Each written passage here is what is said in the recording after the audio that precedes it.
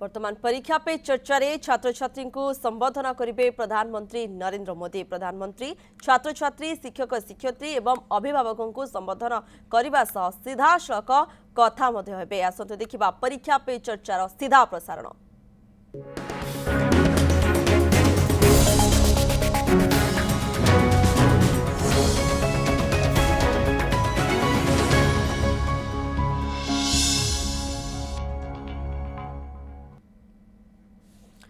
परीक्षा पे चर्चा रे छात्र छात्री को संबोधन करेंगे प्रधानमंत्री नरेंद्र मोदी। यह परीक्षा पे चर्चार होउछि सप्तम संस्करण। आउ एही कार्यक्रम रे प्रधानमंत्री छात्र छात्री शिक्षक शिक्षयित्री एवं अभिभावक मानक संबोधन करबा सह सेमानक सह सीधा सड़क मध्य कथा हेबे। ए वर्ष पाखापाखि 4000 छात्र छात्री प्रधानमंत्री सहित कथा हेबे। केंद्र शिक्षा मंत्रालय एहार आयोजन करथिबा बेले परीक्षा समय रे छात्र छात्री किभଳି एकाग्रता रक्षा करी सफलता पाई परिबे से मंत्र मध्य देबे प्रधानमंत्री। ए वर्ष एही कार्यक्रम रे शामिल हेबा पई रेकॉर्ड संख्यक 2.26 कोटी जन माई गव ऐप रे पंजीकरण करिसथि। माई गव ऐप रे होइतिबा एक परीक्षा माध्यम रे पिला मानकु सीधा सड़क ए कार्यक्रम रे जोग देबा लागि मध्य चयन करा जायछे। सेपरि टीवी और इंटरनेट माध्यम रे पिला माने परीक्षा पे चर्चा कार्यक्रम रे जोड़ी मध्य होई परिबे। उन्हीं के नेतृत्व पे, उन्हीं की बुद्धिमत्ता पे, उन्हीं के चरित्र पे, ये सीधा सड़क दृश्य मध्य आपण देखि पारुछंती। प्रधानमंत्री किभଳି भाबे छात्र छात्री माने जो प्रोजेक्ट करछंती सेगुडिक विषय रे मध्य विस्तृत भाबे आलोचना मध्य करि चलिछंती। आपण देखुछंती ये सीधा क दृश्य ता पर जेभଳି भाबे रहिछि परीक्षा पे चर्चा रे आलोचना मध्य करा जिबे। पिला मानकु टिप्स मध्य देबे छात्र छात्री मानकु प्रधानमंत्री। किंतु ता पूर्वरु ये देखंतु दृश्य विभिन्न प्रकार जो प्रोजेक्ट करिछंती पिला माने से सब ऊपर मध्य प्रधानमंत्री छात्र सहित आलोचना करुछंती। किभଳି भाबे ए प्रोजेक्ट गुडी को समाने करिछंती एवं यार उपकारिता कथा कोंतु कोन कोन सब रहिछ माध्यम ए सब को नै वर्तमान प्रधानमंत्री छात्र छात्री सहित आलोचना करि चलिछंती। जार सीधा सड़क दृश्य मध्य आपण देखि पारुछंती। अन्य पटे आपरे जेभଳି भाबे रहिछ आजिर परीक्षा पे चर्चा ई हुची सप्तम संस्करण। पूर्वरु 6टी संस्करण मध्य होईछि एवं छात्र छात्री माने साधारणतः जेतले कि परीक्षा समय आसी थाए चापरे रही थांती। से चाप जेभଳି भाबे परीक्षा रे छात्र छात्री सम्मुखीन न हेबे ता पूर्वरु छात्र छात्री माने किभଳି भाबे एकाग्रता रखि परिबे से सबु को नै आजि मंत्र देबे प्रधानमंत्री। कोन कहउछंती आजि प्रधानमंत्री छात्र छात्री को ता ऊपर समस्तकर नजर रहिछि। कार्यक्रम रे प्रधानमंत्री छात्र छात्री कोंतु शिक्षक शिक्षयित्री अभिभावक मानकु मध्ये संबोधन करबा सहित सीधा सड़क मध्य कथा हेबे। किंतु ता पूर्व ए दृश्य जे आपण देखुछंती सब विभिन्न प्रकार प्रोजेक्ट मध्य देखुछंती प्रधानमंत्री एवं आलोचना मध्य करूछंती। परीक्षा पे चर्चा के कार्यक्रम के लिए पहुंच गए हैं। नरेंद्र मोदी जी का परीक्षा पे चर्चा 2024 में हार्दिक स्वागत, वंदन, जन जन का अभिनंदन, सुस्वागतम प्रधानमंत्री जी।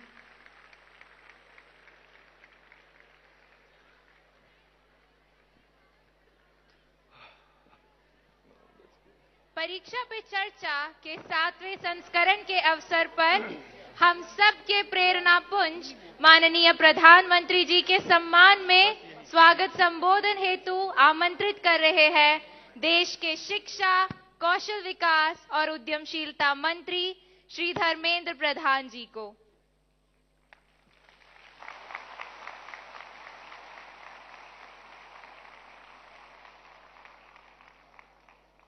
नमस्कार मित्रों, इस भव्य समारोह में, इस शिक्षा पर्व में मैं आप सभी की ओर से, देश की शिक्षा परिवार की ओर से, देश की लोकप्रिय जननेता, हम सभी के मार्गदर्शक माननीय प्रधानमंत्री श्री नरेंद्र मोदी जी का मैं हार्दिक स्वागत करता हूं। मित्रों, हम सभी के परम सौभाग्य है आज के इस कार्यक्रम में जिनके बारे में वर्णन करते हुए हमारे एक नन्हे एंकर ने कहा राष्ट्र शिल्पी। ये सही बात है। हम एक उत्कृष्ट समय पर सब एकत्रित हुए हैं, एक सही समय पर एकत्रित हुए हैं जब माननीय प्रधानमंत्री जी ने हम सभी के सामने एक लक्ष्य रखा है। 2047 तक भारत को एक विकसित देश बनाना है, एक डेवलप्ड नेशन बनानी है। आप ही के नेतृत्व में बनेगा, आप ही के कंधे पे बनेगा। और इसीलिए मैं इसको एक ऐतिहासिक उत्सव कहता हूं। परीक्षा पे चर्चा आज एक जन आंदोलन का रूप ले चुका है। प्रधानमंत्री जी समय निकाल के एक राष्ट्र गुरु के नाते राष्ट्रीय शिक्षा नीति की व्यवहारिक क्रियान्वयन के लिए बच्चों के सामने सबसे जो एक चुनौती रहता है, परीक्षा। प्रधानमंत्री जी कहते हैं परीक्षा की परीक्षा ले डालो, निडर होके, कॉन्फिडेंट होके हमारी अंदर ऐसा ही मोटिवेशन आए कि हम परीक्षा को हराएं, परीक्षा को विजय बनाएं, तभी तो 2047 में विकसित भारत होगा। मैं पुनः माननीय प्रधानमंत्री जी को इस 7वें एडिशन में, 7th एडिशन में स्वागत करता हूं। आपकी सभी की ओर से स्वागत करता हूं। बहुत बहुत धन्यवाद।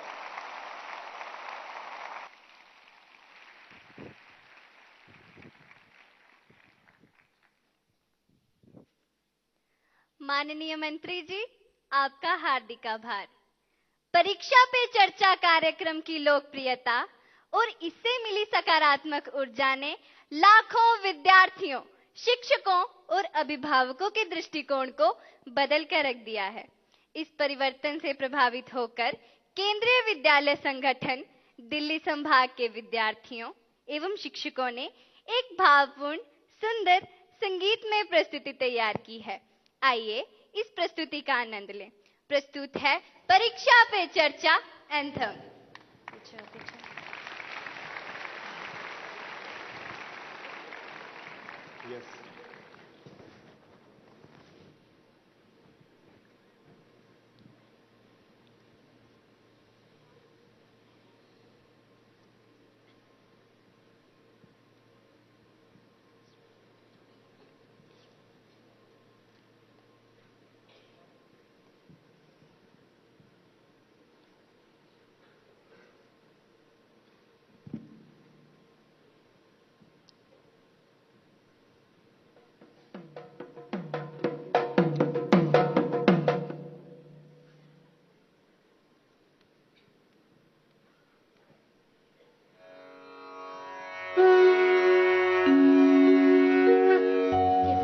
की है चिंता, किस बात का है अब डर? कुछ भी नहीं कठिन है, हम ठान ले जो अगर। जीवन परीक्षाओं से है भरा, आओ करें परीक्षा पे चर्चा। जीवन परीक्षाओं से है भरा, आओ करें परीक्षा पे चर्चा।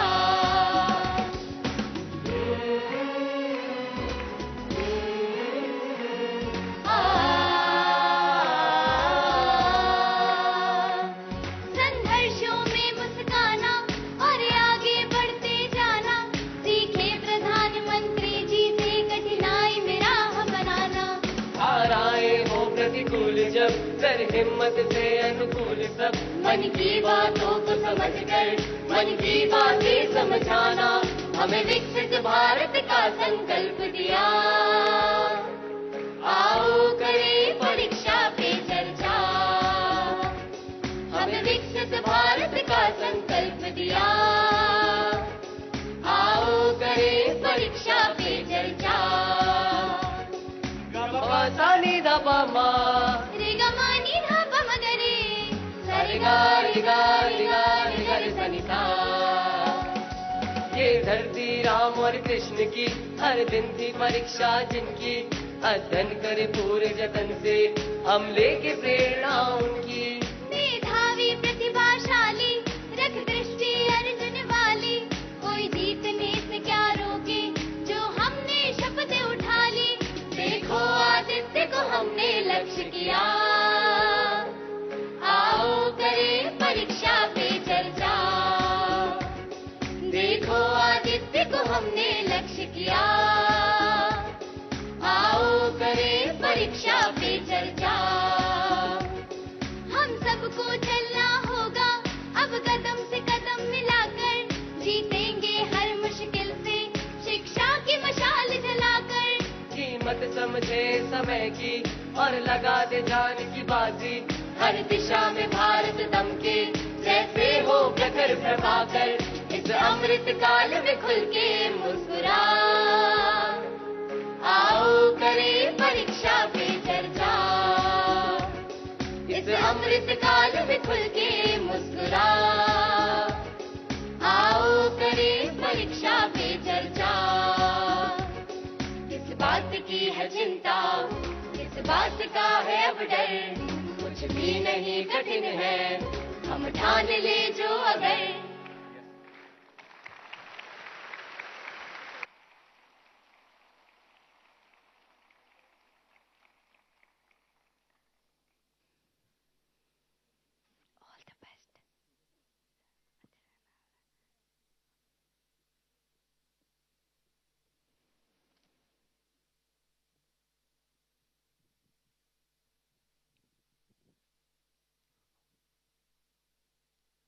इस शानदार प्रस्तुति के लिए हार्दिक आभार।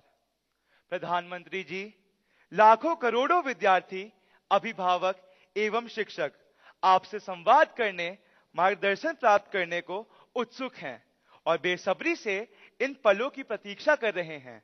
कृपया परीक्षा पे चर्चा 2024 शुरू करने हेतु मंच पर पधारें। PM sir please.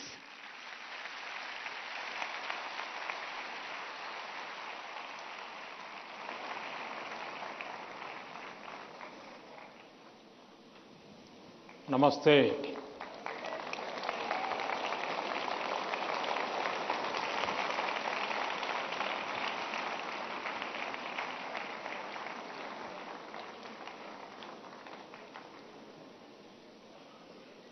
अभी मैं हमारे सभी विद्यार्थी साथियों ने कुछ न कुछ इनोवेशन किए हैं, अलग अलग प्रकार की आकृतियां बनाई हैं, नेशनल एजुकेशन पॉलिसी को आकृतियों में ढालने का प्रयास किया है। जल, थल, नभ और स्पेस और एआई, इन सभी क्षेत्रों में देश की भावी पीढ़ी क्या सोचती है, उसके पास कैसे कैसे सॉल्यूशंस हैं, ये सारी चीजें मुझे देखने का अवसर मिला। ऐसा लगा कि अगर मेरे पास 5-6 घंटे होते तो भी कम पड़ जाते हैं।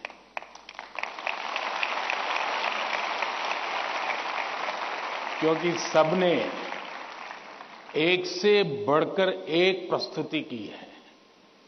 तो मैं उन विद्यार्थियों को, उनके टीचर्स को, उनके स्कूल को बहुत बहुत बधाई देता हूं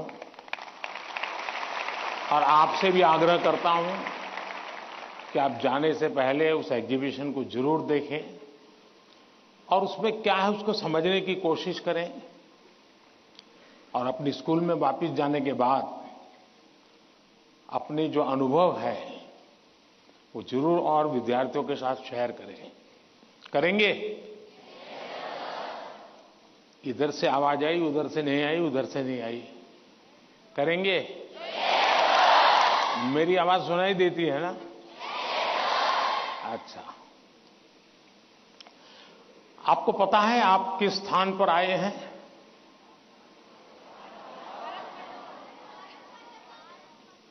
आप उस स्थान पर आए हैं जहां भारत मंडपम के प्रारंभ में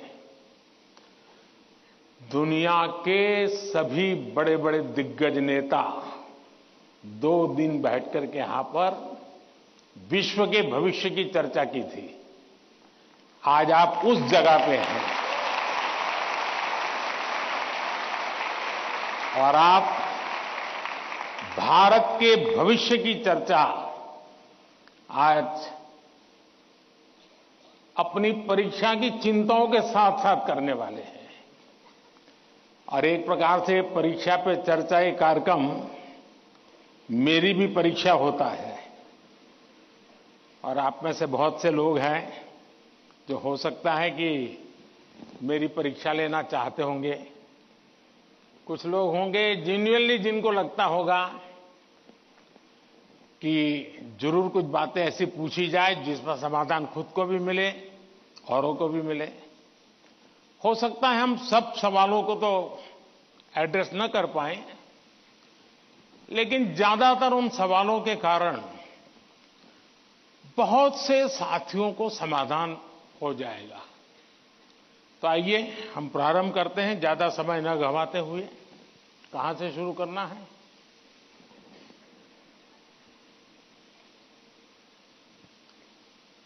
प्रधानमंत्री जी, आपके प्रेरक वचनों के लिए हार्दिक आभार। यही जज्बा रहा तो मुश्किलों का हल निकलेगा। जमीन बंजर हुई तो क्या वहीं से जल निकलेगा। कोशिश जारी रख कुछ कर गुजरने की, इन्हीं रातों के दामन से सुनहरा कल निकलेगा। इन्हीं रातों के दामन से सुनहरा कल निकलेगा। प्रधानमंत्री जी, आपका प्रेरक एवं ज्ञानवर्धक उद्बोधन हमें सदैव सकारात्मक ऊर्जा और विश्वास से भर देता है। आपके आशीर्वाद एवं अनुमति से हम इस कार्यक्रम का शुभारंभ करना चाहते हैं। धन्यवाद मान्यवर।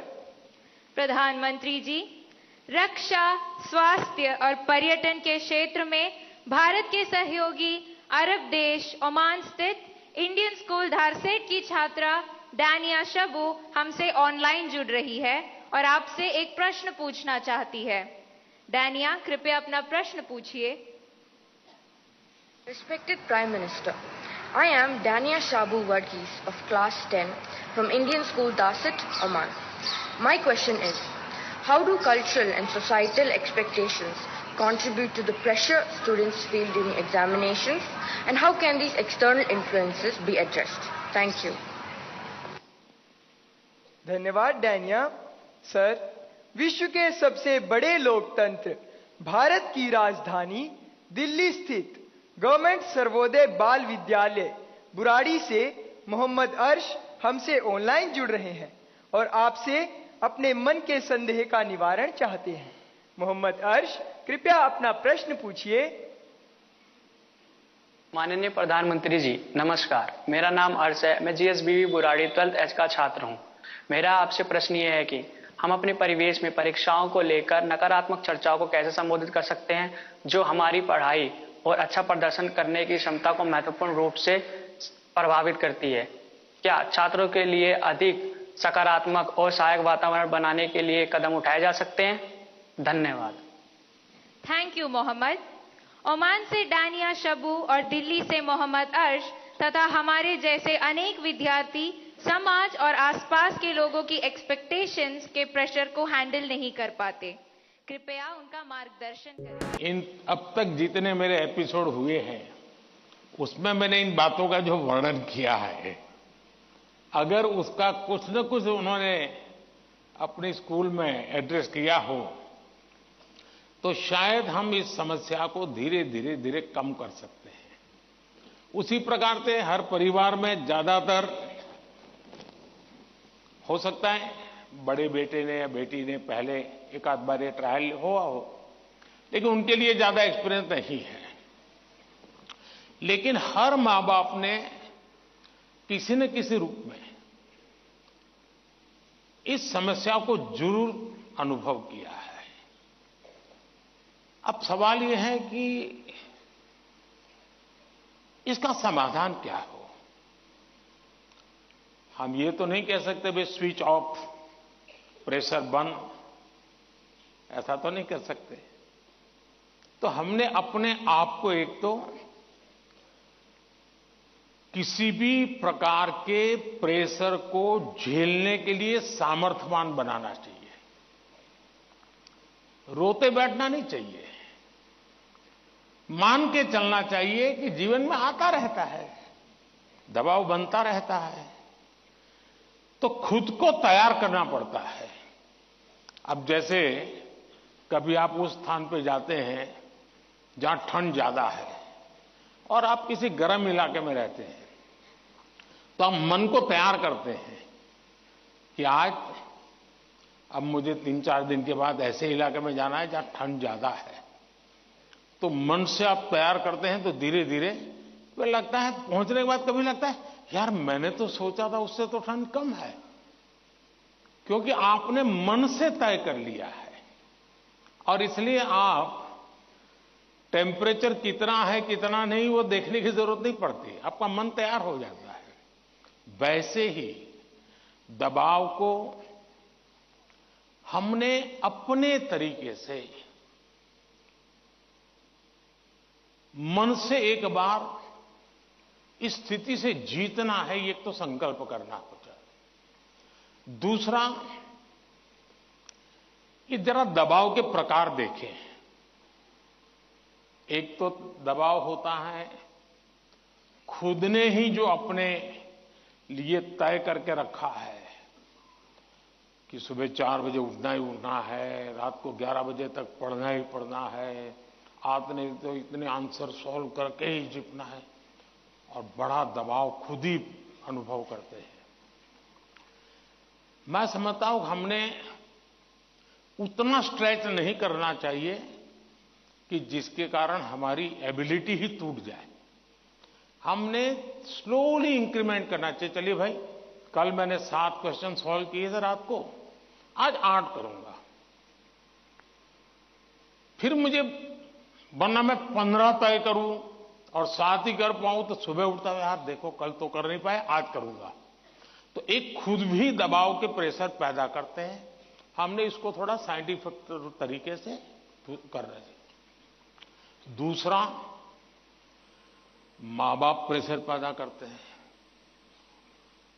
ये क्यों नहीं किया, वो क्यों नहीं किया, क्यों सोता रहा, चलो जल्दी उठते नहीं हो, पता नहीं एग्जाम है। और यहां तक कहते हैं देख वो तेरा दोस्त क्या करता है, तू क्या करता है। ये सुबह शाम जो कमेंट्री चलती है, रनिंग कमेंट्री, और कभी मां थक जाती है तो पापा की कमेंट्री शुरू होती है, कभी पापा थक जाते हैं।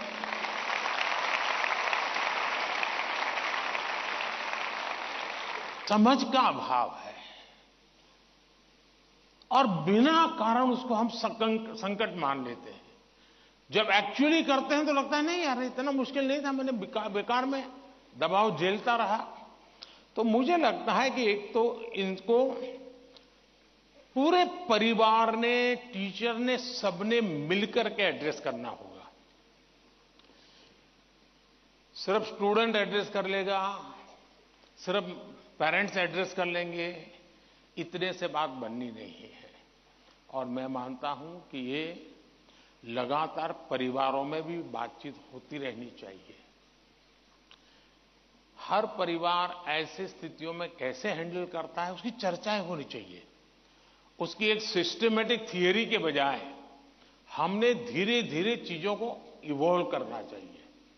अगर ये इवॉल्व करते हैं तो मुझे पक्का विश्वास है कि हम इन चीजों से बाहर निकल के आते हैं। धन्यवाद।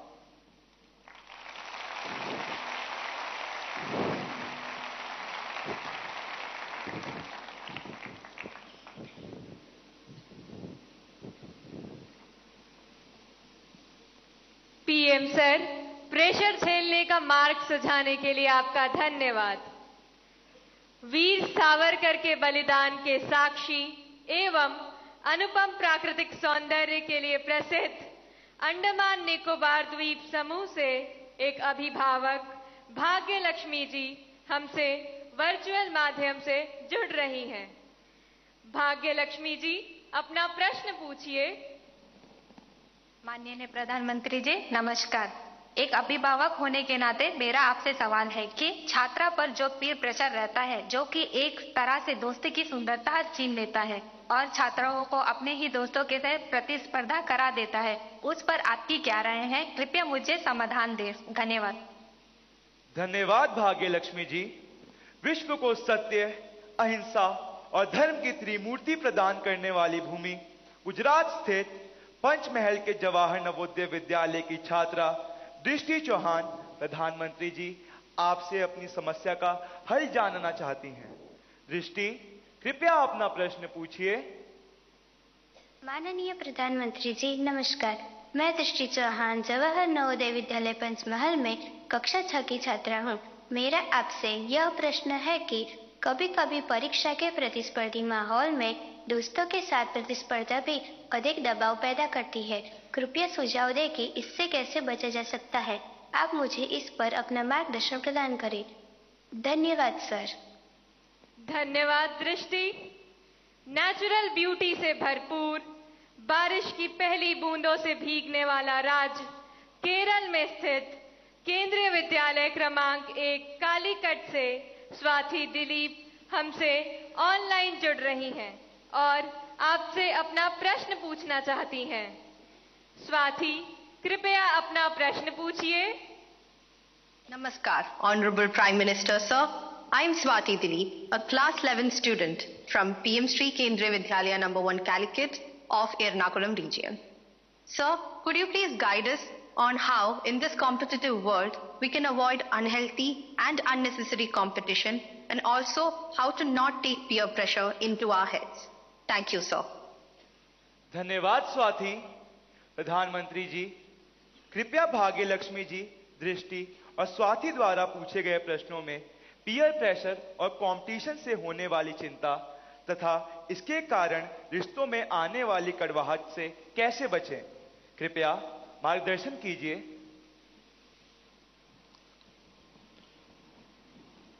अगर जीवन में चुनौतियां न हो,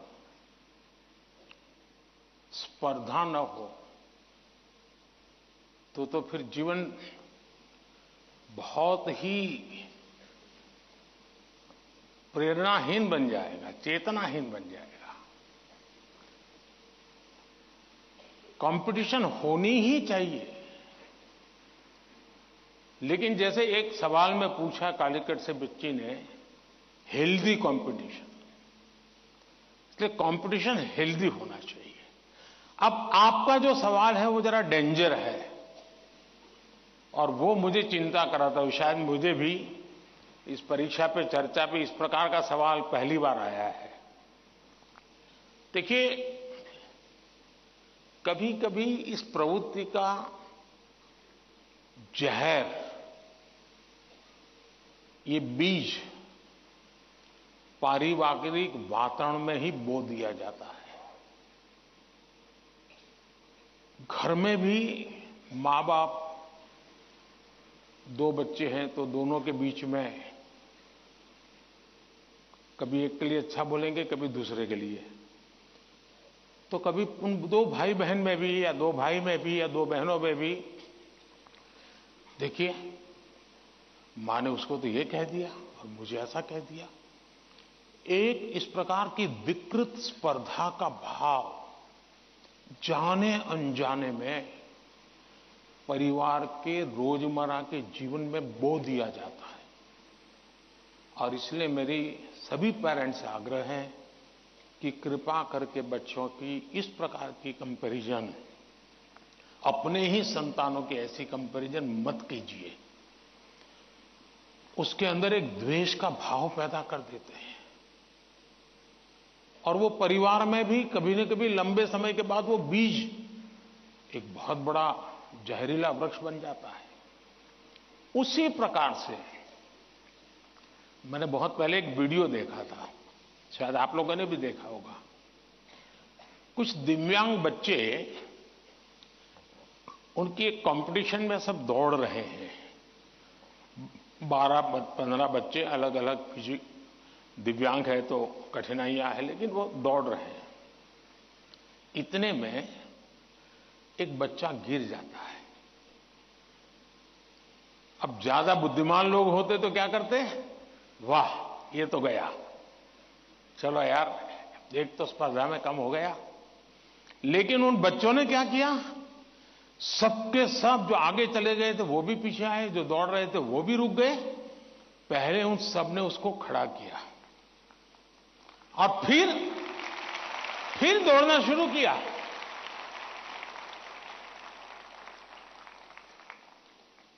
सचमुच में ये वीडियो दिव्यांग बच्चों के जीवन का भले होगा, लेकिन हम लोगों को भी ये बहुत बड़ी प्रेरणा और बहुत बड़ा संदेश दे देता है। अब तीसरा विषय है कि आपके दोस्त से आपको किस चीज की स्पर्धा है भाई? मान लीजिए 100 मार्क्स का पेपर है। अगर आपका दोस्त 90 ले गया तो क्या आपके लिए 10 मार्क बचा है क्या? आपके लिए 10 मार्क बचा है क्या? आपके लिए भी तो 100 है ना? तो आपको उससे स्पर्धा नहीं करनी है, खुद से करनी है। खुद से करनी है कि वो 100 में से 90 लाया, मैं 100 में से कितना लाऊं। उससे द्वेष करने की जरूरत ही नहीं है। एक्चुअली तो वो आपके लिए इंस्पिरेशन बन सकता है।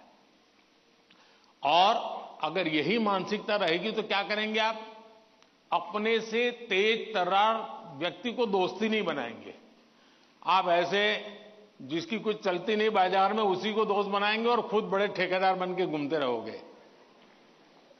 सचमुच में तो हमसे प्रतिभावान दोस्त ढूंढने चाहिए। हमने जितने ज्यादा प्रतिभावान दोस्त मिलते उतना हमारा भी तो काम बढ़ता है, हमारा स्पिरिट भी तो बढ़ता है। और इसलिए कभी भी हमने इस प्रकार का ईर्ष्या भाव कतई ही अपने मन में नहीं आने देना चाहिए। और तीसरा, मां बाप के लिए भी बहुत बड़ा चिंता का विषय है। मां बाप हर बार अपने बच्चों को कोसते रहे, देख तू खेलता रहता है, देख वो किताबें पढ़ता है, तू ये करता रहता है, देख वो पढ़ता है। यानी वो भी हमेशा उसी का उदाहरण देते हैं। तो फिर आपके दिमाग में भी यही एक मानदंड बन जाता है। कृपा करके मां बाप इन चीजों से बचे। कभी कभी तो मैंने देखा है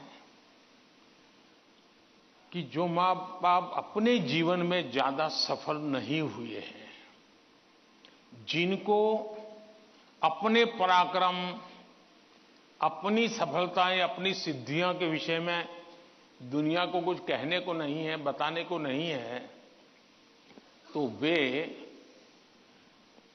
अपने बच्चों का रिपोर्ट कार्ड ही अपना विजिटिंग कार्ड बना देते हैं। किसी को मिलेंगे, अपने बच्चे की कथा सुनाएंगे। अब ये जो नेचर है वो भी एक प्रकार से बच्चे के मन में एक ऐसा भाव भर देता है कि मैं तो सब कुछ हूं, अब मुझे कुछ करने की जरूरत नहीं है। वो भी बहुत नुकसान करता है। सचमुच में तो हमें अपने दोस्त में से ईर्ष्या भाव के बजाय उसके सामर्थ्य को ढूंढने का प्रयास करना चाहिए। उसके अंदर अगर मैथमेटिक्स में एक्सपर्टाइज है, मेरी कम है, मेरे टीचर से ज्यादा अगर मेरा दोस्त मुझे मैथमेटिक्स में मदद करेगा तो वो मेरी साइकी समझ करके करेगा और हो सकता है मैं भी उसी की तरह मैथमेटिक्स में आगे जाऊंगा। वो अगर लैंग्वेज में वीक है और मैं लैंग्वेज में मजबूत हूं, मैं अगर लैंग्वेज में उसकी मदद करता हूं तो हम दोनों को एक दूसरे की ताकत जोड़ेगी और हम अधिक सामर्थ्यवान बनेंगे। और इसलिए कृपा करके हम अपने दोस्तों से स्पर्धा और ईर्ष्या के भाव में न डूबें। और मैंने तो ऐसे लोग देखे हैं कि खुद फेल हो जाए, लेकिन अगर दोस्त सफल हुआ है तो मिठाई वो बांटता है। मैंने ऐसे भी दोस्त देखे हैं कि जो बहुत अच्छे नंबर से आए हैं लेकिन दोस्त नहीं आया, इसलिए उसने अपने घर में पार्टी नहीं की, फेस्टिवल नहीं मनाया। क्यों? मेरा दोस्त पीछे रह गया। ऐसे भी तो दोस्त होते हैं। और क्या दोस्ती लेन देन का खेल है क्या? जी नहीं, दोस्ती ये लेन देन का खेल नहीं है। जहां कोई प्रकार का इस प्रकार का लेना देना नहीं है, निर्व्याज प्यार होता है, वही तो दोस्ती होती है। और ये जो दोस्ती होती ना, वो स्कूल एज छोड़िए, जिंदगी भर आपके साथ रहती है। और इसलिए कृपा करके दोस्त हमसे ज्यादा तेजस्वी तपस्वी हमें चुनने चाहिए और हमेशा उनसे सीखने का प्रयास करना चाहिए। धन्यवाद।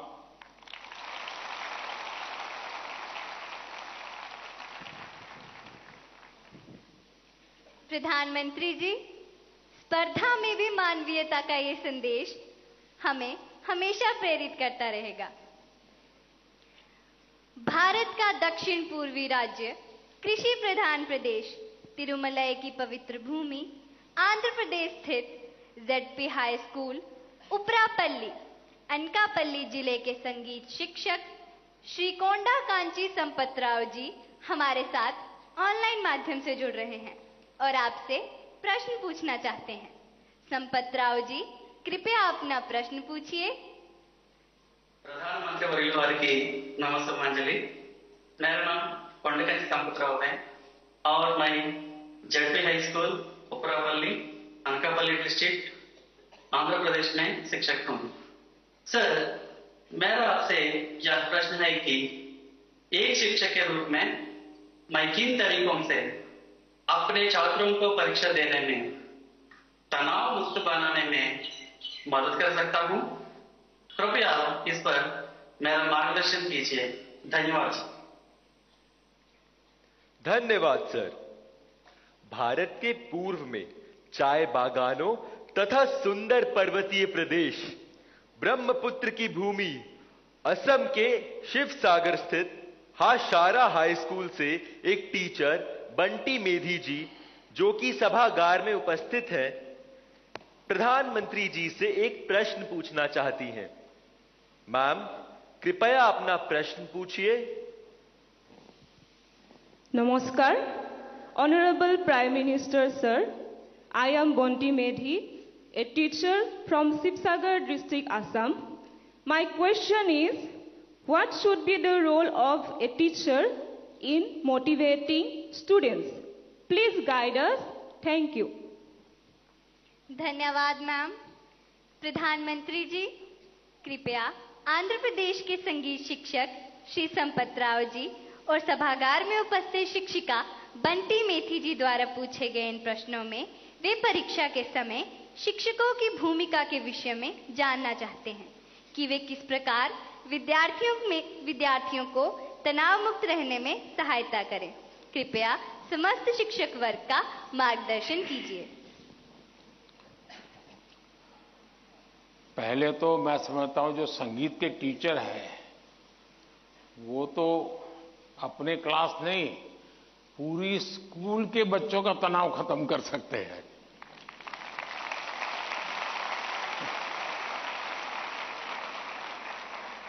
संगीत में वो सामर्थ्य है। हाँ, अगर हम कान बंद कर करके संगीत में बैठे हैं, कभी कभी ऐसा होता है कि हम होते हैं, संगीत बज तो रहा है लेकिन हम कहीं और होते हैं और इसलिए हम उसका आनंद अनुभव नहीं कर पाते हैं। मैं समझता हूं कि किसी भी टीचर के मन में जब ये विचार आता है कि मैं स्टूडेंट के इस तनाव को कैसे दूर करूं, मैं हो सकता है मैं गलत हूं, लेकिन शायद मुझे लगता है कि टीचर के मन में परीक्षा का कालखंड है। अगर टीचर और स्टूडेंट का नाता परीक्षा के कालखंड का है तो सबसे पहले वो नाता करेक्ट करना चाहिए। आपका स्टूडेंट्स के साथ नाता जैसे ही आप पहले दिन वर्ष के प्रारंभ में पहले ही दिन क्लासरूम में एंटर करते हैं, उसी दिन से एग्जाम आने तक आपका नाता निरंतर बढ़ते रहना चाहिए, तो शायद परीक्षा के दिनों में तनाव की नौबत ही नहीं आएगी।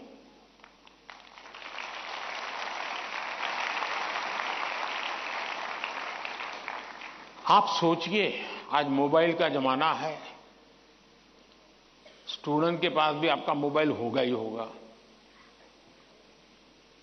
क्या कभी किसी स्टूडेंट ने आपको फोन किया है, कॉल पर कांटेक्ट किया है कि मुझे ये तकलीफ हो रही है, मैं चिंता में हूं?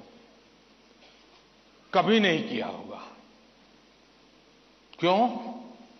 क्योंकि उसे लगता ही नहीं है कि मेरी जिंदगी में आपका कोई विशेष स्थान है। उसको लगता है कि आपका मेरा नाता सब्जेक्ट है, मैथ्स है, केमिस्ट्री है, लैंग्वेज है। जिस दिन आप सिलेबस से आगे निकल करके उससे नाता जोड़ोगे तो वो अपनी छोटी मोटी दिक्कतों के समय भी जरूर आपसे अपने मन की बात करेगा। अगर ये नाता है तो एग्जाम के समय तनाव की स्थिति पैदा होने की संभावना ही खत्म हो जाएगी। आया हूं, आपके बच्चे ने इतना शानदार कर दिया, आज आपसे मिठाई खाऊंगा।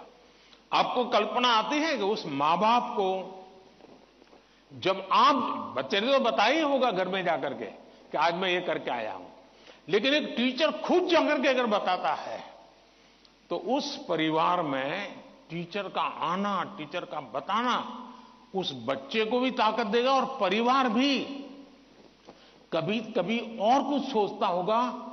जब टीचर ने आके कहा तो परिवार भी सोचा है, यार मेरे बच्चे में ये तो शक्ति हमें मालूम नहीं थी, लेकिन टीचर ने जो वर्णन किया वाकई हमें थोड़ा ध्यान देने की जरूरत है।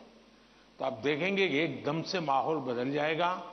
और इसलिए पहली बात यह है, परीक्षा के समय तनाव दूर करने के लिए क्या करना, उसके लिए तो मैंने बहुत कुछ कह चुका हूं, मैं उसको रिपीट नहीं करता हूं। लेकिन अगर वर्ष भर आपका उसके साथ नाता रहता है, मैं तो कभी कभी पूछता हूं कई टीचरों को कि भाई आप 30 साल से टीचर हैं, जो पहले बार आपके यहां पढ़ाई करके गए होंगे शुरू में, अब तो उनकी शादी हो गई होगी, क्या कोई आपका स्टूडेंट अपना शादी का कार्ड देने आया था क्या?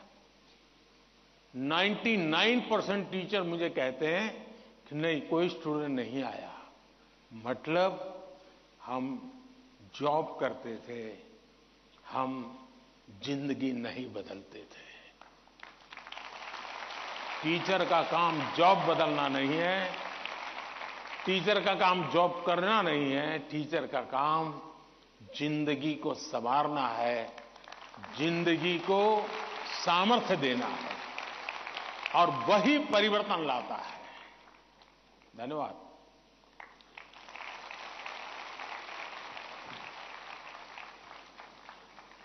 शिक्षक एवं शिष्य के संबंधों में आपसी विश्वास महत्वपूर्ण है। हमें नया दृष्टिकोण देने के लिए धन्यवाद। अद्भुत जनजातीय संस्कृति को समेटे पूर्वोत्तर भारत के राज्य त्रिपुरा के प्रणवानंद विद्या मंदिर पश्चिम त्रिपुरा की छात्रा आद्रिता चक्रवर्ती हमसे ऑनलाइन जुड़ रही हैं तथा परीक्षा के तनाव से मुक्ति हेतु माननीय प्रधानमंत्री जी से अपनी समस्या का समाधान चाहती हैं। आद्रिता, कृपया अपना प्रश्न पूछिए। नमस्कार माननीय प्रधानमंत्री महोदय, मेरा नाम आद्रिता चक्रवर्ती है। मैं प्रणवानंद विद्या मंदिर पश्चिम त्रिपुरा में कक्षा 12वीं की छात्रा हूँ। मेरा आपसे यही प्रश्न है कि पेपर खत्म होने के आखिरी कुछ मिनटों में मैं घबरा जाती हूँ और मेरा लिखावट भी बिगड़ जाती है। मैं इस स्थिति से कैसे निपटूं? मुझे इसका समाधान दीजिए। धन्यवाद श्रीमान। Thank you Adrita. प्राकृतिक संसाधनों से भरपूर दान का कटोरा के रूप में प्रसिद्ध राज्य छत्तीसगढ़ स्थित जवाहर नवोदय विद्यालय करब कांकेर के छात्र शेख तैफुर रहमान ऑनलाइन माध्यम से जुड़ रहे हैं तथा परीक्षा के तनाव से मुक्ति के लिए मार्गदर्शन चाहते हैं। तैफुर रहमान, कृपया अपना प्रश्न पूछिए। प्रधानमंत्री महोदय नमस्कार, मेरा नाम शेख तैफुर रहमान है। मैं पीएम श्री जवाहर नवोदय विद्यालय कांकेर छत्तीसगढ़ का छात्र हूँ। मान्यवर, परीक्षा के दौरान अधिकांश छात्र घबराहट महसूस करते हैं, जिसके कारण वे मूर्खतापूर्ण गलतियां कर बैठते हैं, जैसे कि प्रश्नों को सही ढंग से ना पढ़ना आदि। मान्यवर, मेरा आपसे यह प्रश्न है कि इन गलतियों से कैसे बचा जाए, कृपया अपना मार्गदर्शन दें। धन्यवाद। शुक्रिया तैफूर। उड़ीसा आदर्श विद्यालय कटक से हमारे बीच इस सभागार में एक छात्रा राजलक्ष्मी आचार्य मौजूद है। वे प्रधानमंत्री जी से प्रश्न पूछना चाहती हैं। राजलक्ष्मी, कृपया अपना प्रश्न पूछिए। ऑनरेबल प्राइम मिनिस्टर, जय जगन्नाथ। किस तरफ है राजलक्ष्मी? हाँ। जय Jagannath. My name is Rajalakshmi Acharya. I am from Odisha Adarsh Vidyalaya, Jokidola, Banki, Cuttack. Sir, my question is, it is easy to say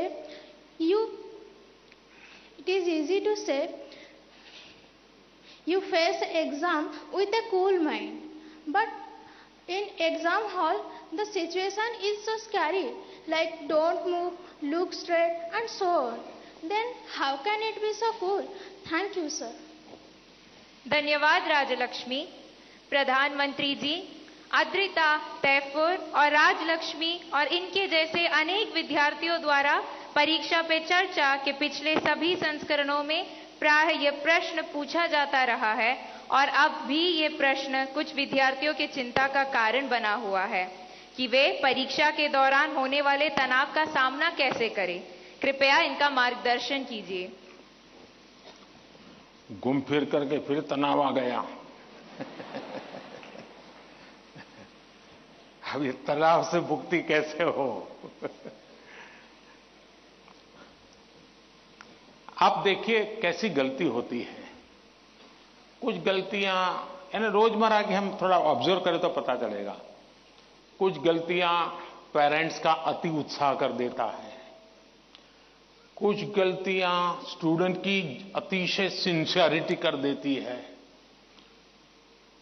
बस समझता हूं इससे बचा जाए। जैसे मैंने देखा है कि कुछ माँ बाप को लगता है कि आज एग्जाम है तो बेटे को नई पेन ला करके दो, जरा कपड़े अच्छे पहना करके भेजो, तो उसका काफी समय तो उसमें एडजस्ट होने में ही जाता है। शर्ट ठीक है कि नहीं है, यूनिफॉर्म ठीक पहना है कि नहीं पहना है। माँ बाप से मेरा आग्रह है जो पेन रोज उपयोग करता है ना वही दीजिए आप। या वहां पेन दिखाने थोड़ा जा रहा है वो। और परीक्षा के समय किसी को फुर्सत नहीं है, आपका बच्चा नया पहन करके आया, पुराना पहन के आया है। तो ये साइकी उनको बाहर आना चाहिए। दूसरा, कुछ ऐसी चीजें खिला करके भेजेंगे, तुझे एग्जाम है ये खा के जाओ, एग्जाम है ये खा के जाओ, तो उसको और मुसीबत होती है जिसका वो कंफर्ट नहीं है। आवश्यकता से अधिक उस दिन खाना, फिर मां कहे अरे तुम्हारा तो एग्जाम सेंटर इतना दूर है, तुम रात आते आते 7 बज जाएगा, ऐसा करो कुछ खा के जाओ, फिर कहेगी कुछ लेके जाओ। उसको वो रेजिस्ट करने लगता है, नहीं मैं नहीं ले जाऊंगा। वहीं से तनाव शुरू हो जाता है, घर से निकलने से पहले हो जाता है। तो मेरी सभी पेरेंट्स से अपेक्षा है और मेरा सुझाव है कि आप उसको अपनी मस्ती में जीने दीजिए। एग्जाम देने जा रहा है तो उत्साह उमंग के साथ चला जाए, बस जो उसकी रोजमर्रा की आदत है वैसा ही रहे वो। फिर जो सिंसियर स्टूडेंट है उनका प्रॉब्लम क्या होता है, दरवाजे तक किताब छोड़ते नहीं, दरवाजे तक। अब आप अचानक इस प्रकार से इवन रेलवे स्टेशन पर भी जाते हैं ना, तो कभी ट्रेन की एंट्री और आपकी एंट्री ऐसा होता है क्या? आप 5-10 मिनट पहले जाते हैं, प्लेटफॉर्म पर खड़े रहते हैं, कहां आपका डिब्बा आएगा उसका अनुमान लगाते हैं, फिर उस जगह पे जाते हैं, फिर सोचते हैं कि पहले कौन सा लगेज अंदर ले जाऊंगा, फिर कौन सा। यानी मन आपका तुरंत अपने आप को ट्रेन आने से पहले ही सेट करने लग जाता है। वैसे ही आपका जो एग्जामिनेशन हॉल है, हो सकता है वो कोई सुबह से आपके लिए खोल के नहीं रखेंगे, लेकिन 10-15 मिनट पहले तो अलाउ कर ही देते हैं। तो आराम से जैसे ही खुले एग्जाम से बाहर निकल जाएंगे। और फिर जब आपके हाथ में क्वेश्चन पेपर आएगा तो आप कंफर्ट होंगे। वरना क्या होता है, वो आया कि नहीं, वो देखा कि नहीं, वो कैसा है, फला नहीं, टीचर कहां दिखता है, सीसीटीवी कैमरा है। अरे आपका क्या काम है जी, सीसीटीवी कैमरा किसी भी कोने पर पड़ा है, तेरा क्या लेना देना है जी। हम इन्हीं चीजों में लटके रहते हैं जी, और वही बिना कारण हमारी शक्ति समय वेस्ट करता है। हमने खुद में ही खोए रहना चाहिए। और जैसा ही क्वेश्चन पेपर आ जाए तो कभी कभी तो आपने देखा होगा कि अगर आप फर्स्ट बेंच पर आपका नंबर आया है, लेकिन क्वेश्चन पेपर वो पीछे से बांटना शुरू करता है, तो आपका दिमाग फटकता है। देखिए, मेरे से तो 5 मिनट पहले उसको मिलेगा, मुझे 5 मिनट बाद में मिलेगा। ऐसा ही होता है ना, ऐसा होता है ना। अब ऐसी चीजों में अपना दिमाग खपाओगे कि पहले क्वेश्चन पेपर मुझे मिला कि 20 नंबर के बाद मिला, तो आप अपनी एनर्जी, आप परिस्थिति तो पलट नहीं सकते। टीचर ने वहां से पूछा कि आप खड़े होकर नहीं कह सकते पहले मेरे से दो, ऐसा तो नहीं कर सकते। तो आपको पता है ऐसा होना, फिर ऐसे ही अपने आप को एडजस्ट कर लेना चाहिए। एक बार आप ये अगल बगल की सारी दुनिया, और हम बचपन से पढ़ते तो आए हैं, वो अर्जुन को पक्षी की आंख वाली कथा तो सुनते रहते हैं, लेकिन जीवन में आता है तो नहीं, पेड़ भी दिखता है, पत्तियां भी दिखती है, तब आपको वो पक्षी की आंख नहीं दिखती है। आप भी मन में कथाएं सुनते हैं, पढ़ते हैं, तो उसको जीवन में लाने का मौका होता है। तो पहली बात तो ये है कि इन सारी बाह्य चीजों से आप, दूसरा, परीक्षा में घबराहट का कभी कारण ये होता है, कभी लगता है समय कम पड़ गया, कभी लगता है कि अच्छा होता मैं वो क्वेश्चन पहले कर लेता। तो इसका उपाय ये है, पहले एक बार पूरा क्वेश्चन पेपर पढ़ लीजिए, फिर मन से तय कीजिए कि किस आंसर में कितना मिनट मोटा मोटा मेरा जाएगा, और उसी प्रकार से अपना समय तय कर लीजिए। अब खाना खाते हैं, आप खाने के लिए बैठते हैं तो घड़ी देख करके थोड़े खाते, भाई 20 मिनट में खाना खाना है। तो खाते खाते आदत हो ही जाती है, हाँ भैया इतने में 20 मिनट भी हो गया और खाना भी हो गया। इसके लिए कोई घड़ी और कोई बेल थोड़ा बचता है कि चलो अब खाना शुरू करो, अब खाना बंद करो, ऐसा तो होता नहीं है। तो ये प्रैक्टिस है। दूसरा, मैंने देखा है कि आजकल जो सबसे बड़ी समस्या है, जिसके कारण ये समस्या, आप मुझे बताइए, आप एग्जाम देने जाते हैं, मतलब आप फिजिकली क्या करते हैं? आप फिजिकली पेन हाथ में पकड़ करके लिखते हैं, यही करते हैं ना। दिमाग अपना काम करता है, लेकिन आप क्या करते हैं? लिखते हैं। आज के युग में आईपैड के कारण, कंप्यूटर के कारण, मोबाइल के कारण मेरी लिखने की आदत धीरे धीरे कम हो गई है। जब भी एग्जाम में लिखना होता है, इसका मतलब हुआ कि मुझे अगर एग्जाम के लिए तैयार करना है तो मुझे अपने आप को लिखने के लिए भी तैयार करना है। आजकल बहुत कम लोग हैं जिनको लिखने की आदत है, और इसलिए डेली जितना समय आप अपने पठन पाठन में लगाते हैं स्कूल के बाद, उसका मिनिमम 50% टाइम, मिनिमम 50% टाइम आप खुद अपनी नोटबुक के अंदर कुछ न कुछ लिखेंगे। हो सके तो उस विषय पर लिखेंगे, और 3 बार 4 बार खुद का लिखा हुआ पढ़ेंगे और खुद का लिखा हुआ करेक्ट करेंगे। तो आपका जो इंप्रूवमेंट होगा, किसी की मदद बिना इतना बढ़िया हो जाएगा कि आपको बाद में लिखने की आदत हो जाएगी। तो कितने पेज पे लिखना, इतना लिखने में कितना समय जाता है, ये आपकी मास्टरी हो जाएगी। कभी कभी मन से विषय आपको लगता है ये तो मुझे आता है।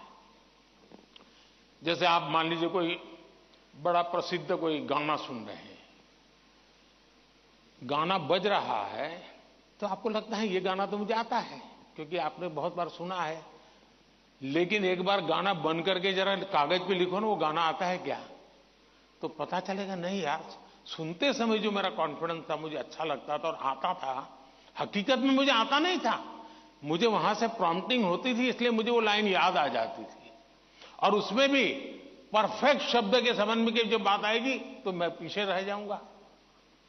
मेरी आज की पीढ़ी के साथियों से बहुत मेरा आग्रह है कि कृपा करके आपकी एग्जाम में एक बड़ी चैलेंज होती है लिखना।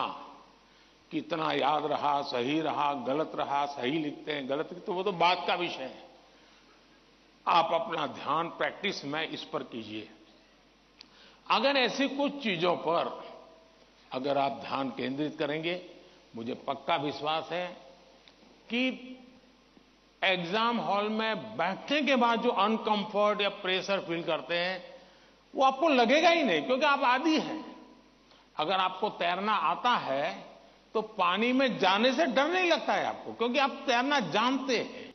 नमस्ते माननीय प्रधानमंत्री जी, मैं धीरज सुथार, मैं राजकीय उच्च माध्यमिक विद्यालय कोंदवा राजसमंद राजस्थान से हूं। मैं 12वीं कक्षा में अध्ययनरत हूं। मेरा प्रश्न यह है कि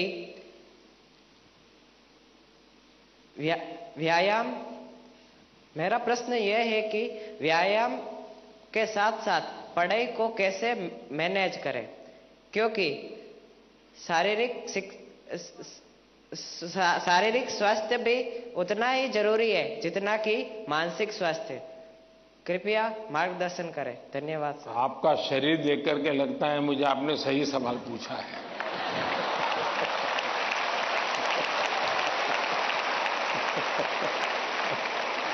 और आपकी ये चिंता भी सही होगी।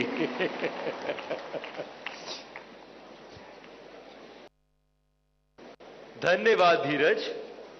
अपनी सांस्कृतिक परंपरा और बर्फीली चोटियों पर तैनात सेना के जाबाजों के शौर्य के लिए विख्यात उत्तर भारत के प्रमुख केंद्र शासित प्रदेश लद्दाख के पीएम श्री केंद्रीय विद्यालय कारगिल की छात्रा नजमा खातून हमसे ऑनलाइन माध्यम से जुड़ रही हैं और प्रधानमंत्री जी आपसे प्रश्न पूछना चाहती हैं। नजमा, कृपया अपना प्रश्न पूछिए। माननीय प्रधानमंत्री जी नमस्कार, मेरा नाम नजमा खातून है। मैं पीएम श्री केंद्रीय विद्यालय कारगिल लद्दाख में पढ़ती हूँ। मैं कक्षा 10वीं की छात्र हूँ। मेरा आपसे प्रश्न यह है कि परीक्षा की तैयारी और स्वस्थ जीवन शैली बनाए रखने के बीच संतुलन कैसे बना सकते हैं? धन्यवाद। शुक्रिया नजमा।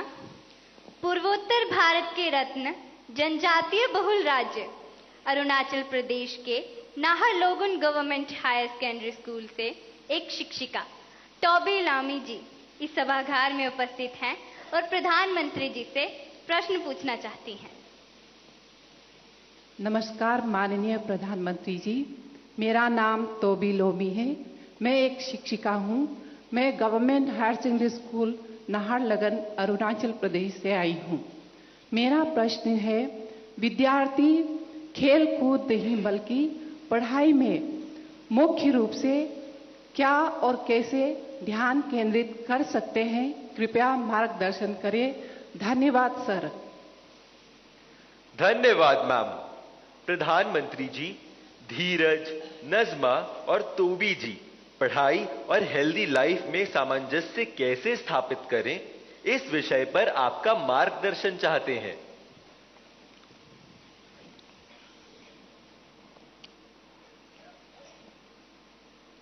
आप में से बहुत सारे स्टूडेंट्स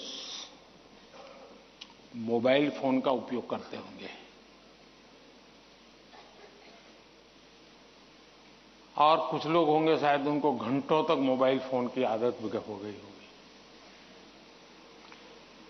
लेकिन क्या कभी ऐसा विचार आया मन में कि नहीं नहीं, मैं रिचार्जिंग में फोन रखूंगा तो मेरा मोबाइल का उपयोग कम हो जाएगा, इसलिए रिचार्जिंग नहीं करूंगा। अगर रिचार्जिंग नहीं करूंगा तो मोबाइल काम करेगा क्या? करेगा क्या? तो मोबाइल जैसी चीज जो रोजमर्रा देखते हैं उसको भी चार्जिंग करना पड़ता है, नहीं करना पड़ता है? अरे जवाब तो दीजिए। रिचार्ज करना पड़ता है, नहीं करना पड़ता है? अगर मोबाइल को करना पड़ता है तो ये बॉडी को करना चाहिए कि नहीं करना चाहिए?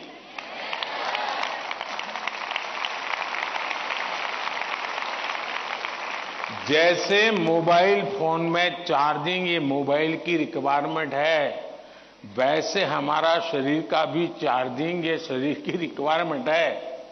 आप ऐसा सोचो कि नहीं पढ़ना है तो बस विंडो बंद, पढ़ाई, बाकी सब बंद, ऐसा कभी नहीं हो सकता है। जीवन ऐसे नहीं जी सकते हैं और इसलिए जीवन को थोड़ा संतुलित बनाना पड़ता है।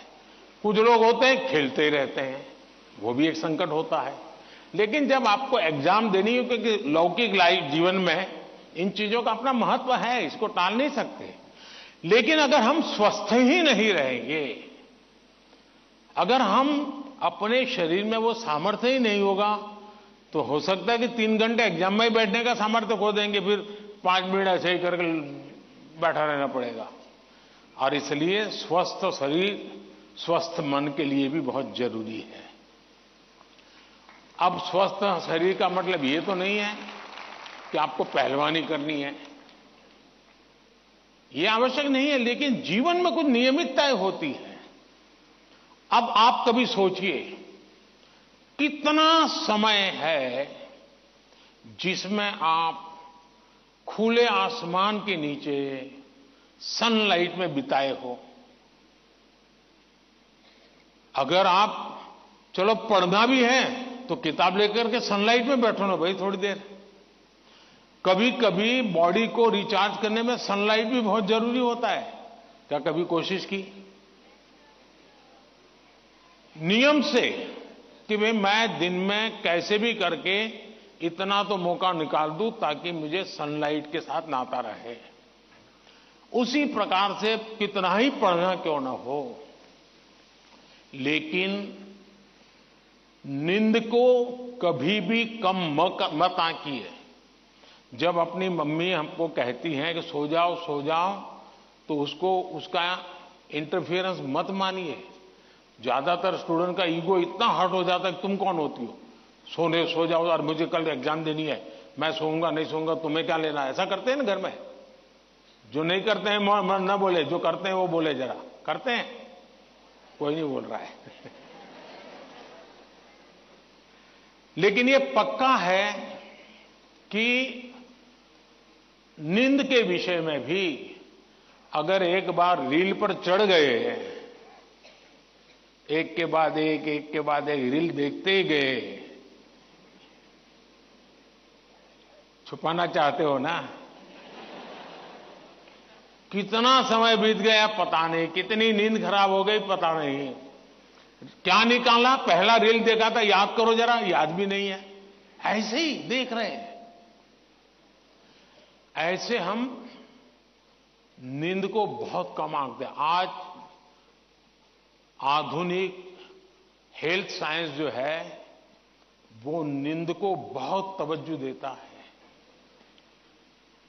आप आवश्यक नींद लेते हैं कि नहीं लेते हैं, वो आपके स्वास्थ्य पर बहुत बड़ा महत्वपूर्ण है। आपको उस पर ध्यान केंद्रित करना चाहिए। इसका मतलब ये भी नहीं कि बस एग्जाम तो आती रहेगी। मोदी जी को मिला था, उसने कहा है सो जाओ। अभी यहां आर्टिस्टिक बोर्ड बनाओ और घर में घुसते ही लिखो सो जाओ, मम्मी पापा को दिखा दो सो जाओ। ऐसा तो नहीं करेंगे ना। कम नींद स्वास्थ्य के लिए अनुचित है। कुछ अपवाद लोग होते हैं जिनको उन्होंने अपने एक ऐसे स्टेज पर बॉडी को ले गए हैं, उनको शायद उससे बाहर होंगे। सामान्य मानवीय के जीवन के लिए अनुचित है। आप कोशिश कीजिए कि आपकी रिक्वायर जितनी भी नींद है वो आप पूरी लेते हैं, और ये भी देखिए कि साउंड स्लीप है कि नहीं। बहुत गहरी नींद होनी चाहिए। आप हैरान हो जाएंगे, ये जो टीचर बैठे हैं ना, बड़ी आयु के टीचर, ये सुनकर के जरूर चौंक जाएंगे। आज भी मैं इतना सारा मेरे पास काम है ना, आप लोगों जितना नहीं है।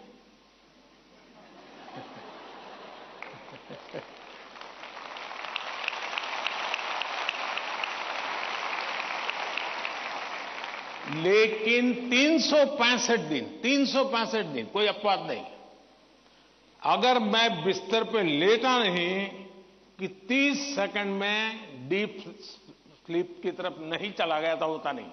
30 सेकंड लगता है मुझे। आप में से बहुत छोटी आयु के भी होंगे, कभी इधर कभी उधर, कभी उधर कभी उधर, फिर नींद आई तो आई। क्यों? मेरा बाकी जो जागृत अवस्था का समय है उसमें बहुत जागृत रहता हूं मैं।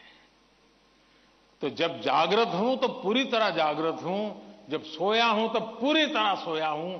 और वो बैलेंस, जो बड़ी आयु के लोग हो परेशान होते होंगे, हाँ यार हमें तो नींद ही नहीं आती, आधा घंटा तो ऐसे ही करवट बदलते रहते हैं, और ये आप अचीव कर सकते हैं।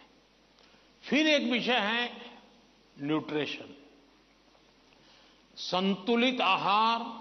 और आप जिस उम्र में हैं उस उम्र में जिन चीजों की जरूरत है वो आपके आहार में है कि नहीं है।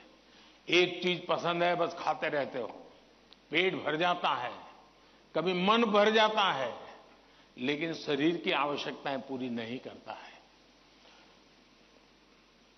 10th 12th का एक कालखंड ऐसा है जब आपके पास एग्जाम का वातावरण है, तो एक बार तय कीजिए कि मेरे शरीर को जितनी रिक्वायरमेंट है वो मैं लेता हूं। माँ बाप भी बच्चे को ऐसा ना करें, नहीं आज तो हलवा बनाया, जरा ज्यादा खा ले। कभी माँ बाप को भी लगता है कि क्वांटिटी ज्यादा खिला दी तो बच्चा आज खुश है। जी नहीं, उसके शरीर, और इसके लिए कोई अमीरी गरीबी का मुद्दा नहीं है। जो उपलब्ध चीजें होती हैं उसी में से मिल जाता है जी, उसमें सारी चीजें रहती हैं। कम से कम खर्च वाली भी चीजें होती हैं जो हमारे न्यूट्रिशन को कैर कर सकती है। और इसलिए हमारे आहार में संतुलन, ये भी स्वास्थ्य के लिए उतना ही जरूरी है। और फिर एक्सरसाइज, हमने पहलवानी वाली एक्सरसाइज करे या ना करे अलग बात है, लेकिन फिटनेस के लिए एक्सरसाइज करना चाहिए। जैसे डेली टूथब्रश करते हैं ना, वैसे ही नो कॉम्प्रोमाइज एक्सरसाइज करनी चाहिए।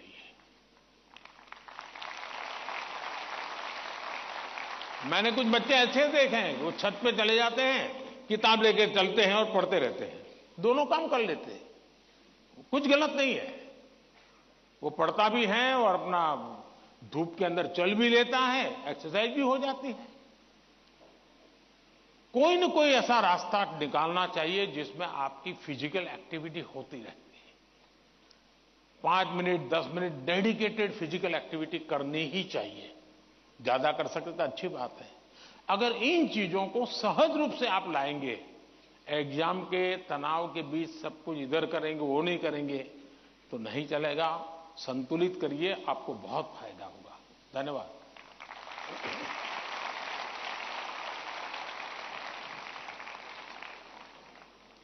पीएम सर, आपने एग्जाम वॉरियर में भी हमें यही संदेश दिया है, जितना खेलोगे उतना खिलोगे। Thank you PM sir.